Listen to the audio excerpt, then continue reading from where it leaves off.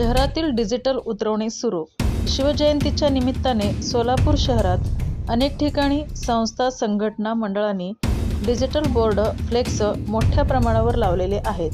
Police संरक्षणामध्ये हे flex उतरवण्याचे काम आज शनिवारी सायंकाळी जोरात सुरू झाले आहे. मात्र ही कारवाई कायमस्वरूपी राहणार का, याची चर्चा मंडळांमध्ये होत आहे.